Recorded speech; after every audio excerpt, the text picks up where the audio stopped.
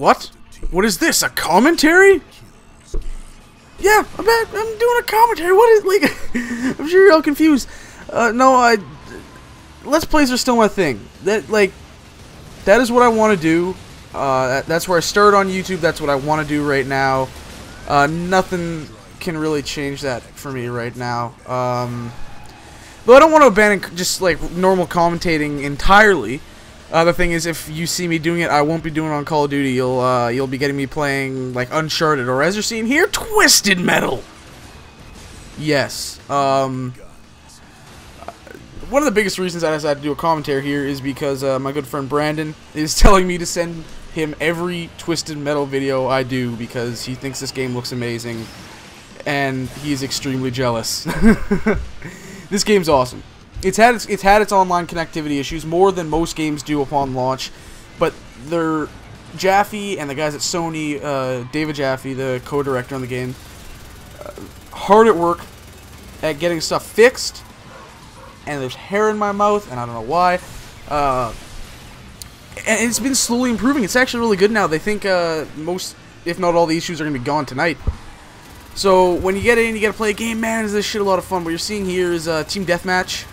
We do lose, but dude, this is just a fun game. Enjoy it. It's an entertaining commentary. It's crazy, chaotic madness.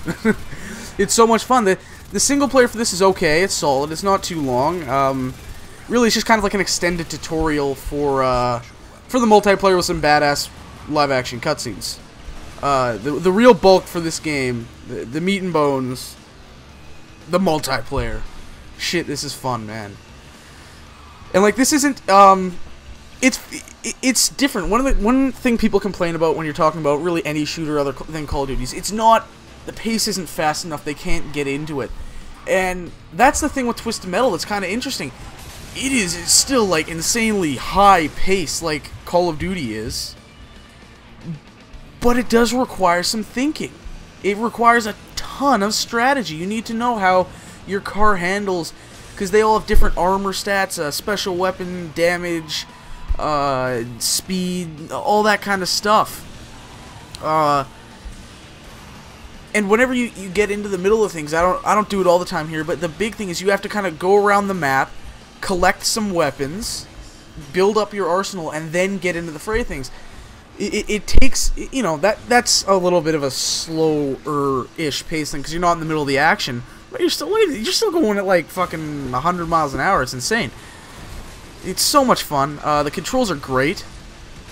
If you want to see like my full thoughts on it, because this isn't really a first impressions video, if you want to see my full thoughts on it, I've written a review. It's on my blog. It's on the Seriously blog that I contribute to now. Check it out. I'll put a link to that in the description. You can go read it after if you know, reading 1.5K long, word long writing and stuff is your thing. I don't know. You can see I got a remote bomb was strapped to me there. I'm using the vehicle Death Warrant here, and one of the really cool things is they do have a bit of user-generated content in this game. I'm using just what you see here. I've made Death Warrant look different just using the default skin editor, the paint shop. But for creative Photoshop type people like me, we can actually go in and through the Twisted Metal website upload our own custom designs for cars. So if you go on there, I've seen like for one of the trucks in the game, a van called Vermin. Someone created, no, I'm not sure if it was Vermin or for Outlaw. Which you've seen Outlaw in my, if you're watching my Let's Play, you've seen Outlaw. It's a vehicle I use quite a bit. It's like a police Humvee type thing with a turret on top. They created a skin of the Mystery Machine from Scooby-Doo, right? And then for, I believe it was Meat Wagon, which I just shot that guy there. The guy that's like an old school 50s ambulance right there on the right. And there again on the left. They created an Ecto-1 skin from Ghostbusters, right? So it's a lot of fun. There's, like, this is a game that if people complain about how, you know, shooters, because this kind of is a shooter. Like, Twisted Metal is like a shooter, a fighter, and a strategy game with cars. And people complain about how shooters take themselves way too seriously anymore. This is why I love a game like Twisted Metal or Mortal Kombat. They don't give a shit. They're not taking themselves seriously. They're like, This is, like, stupidly unrealistic and crazy and insane and whatever, but fuck it, it's fun!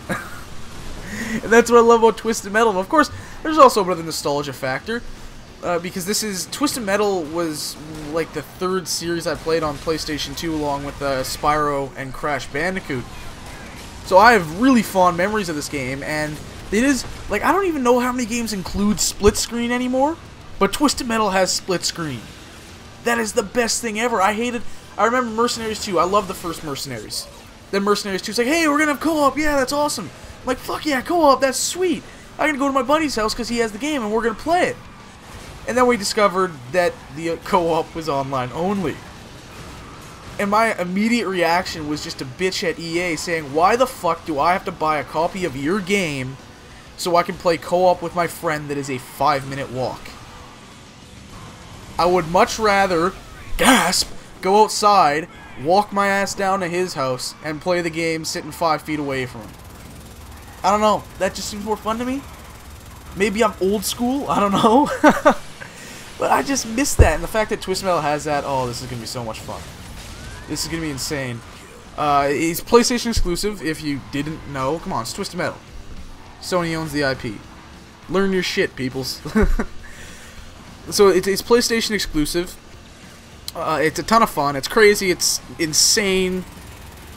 And if you're looking for a break, and the thing is, it's not super like into grinding. Like you do have to level up to unlock more weapons and sidearms and stuff like that. So but it's not really grinding in the Call of Duty sense, where it's like, oh, you want to get gold for this gun? Well, now you have to use this gun for like 8 hours and get through that stupidly absurd weapon level 31 to get gold. Right? It's not really grinding. It's just go out fucking blow shit up. You got some. You do have good cars from the start. I know you have Outlaw, you have Death Warrant, and those are probably two of the best kind of like mid-range, average cars in the game that are like, you know, average speed, average weapon damage, average armor, and those are good. When you're just getting into it, those are good cars to use. Don't try using like Reaper or Crimson Fury or Kamikaze. Because those are, well, they do high damage, and that's probably enticing to a lot of people. It's like, oh yeah, they do, their special weapons do a shit ton of damage, I want to use them. And they're very fast. They have very, very low health, so they require being played very differently than Outlaw would be, or Sweet Tooth. Take Sweet Tooth, for example, where he's got probably a moderately high special, if I remember correctly. Very, very little speed, but super high armor. With a guy like Sweet Tooth, you can just get right in the middle of the fray, in the middle of the battle, and you're not going to be too worried, because you're not going to get killed in an instant. But if you take Reaper, the motorcycle, and try and get in the middle of like a battle with 3 or 4 other guys, you're done. You're not gonna do anything. So a vehicle like Reaper is very much hit and run attacks. If you're watching if you're watching the Twisted Metal Let's Play, you're watching it here on Kingdom Playthroughs. On Kingdom Playthroughs, it's 2 episodes ahead than it is here. So you'll be seeing the Mr. Grimm episodes there first, where I actually use Reaper in a couple of the episodes, because he was the guy that rode the motorcycle in the older games. And you'll see what I do is I don't get really into the middle of the fray things. I get trapped maybe occasionally, and I'm freaking out like, get the fuck out of here. But I go in, and what I'll do is just fire off a couple rockets, fly by, turn around, come back, do the same thing, hit him with a shotgun. And the other thing I'll do is use the freeze, which is up on the D-pad, freeze a guy, and then hit him with the flaming chainsaw, which is insane. Who was this? This was Roadkill with the mines there. That was driving me insane. I'm trying to catch up with this guy to finish him off, because oh no, he's still got like full health. But man, there's what was my quote from the frickin' review? I said it's like they took. I kind of said it earlier. They took the strategy of fighting games and combined it with absurdly fast cars with guns strapped to them. Like, that's awesome. If you're gonna tell me that's not awesome, your man card, revoke. Give it here. This game is just a lot of fun, and I'm definitely saying it's not everyone's cup of tea, because there is a learning curve to it. There's a fairly steep learning curve. The reason I was able to pick it up pretty easy, as I said, is I played this on the PS1. Right? I'm not particularly good. I'm not amazing. I still have times where I just do terribly, but I kind of have an idea of what I'm doing. I know the controls.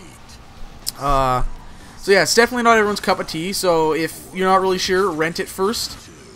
But if you've played Twisted Metal before, this is Twisted Metal, man. Pick it up. It's out now, $60 or whatever.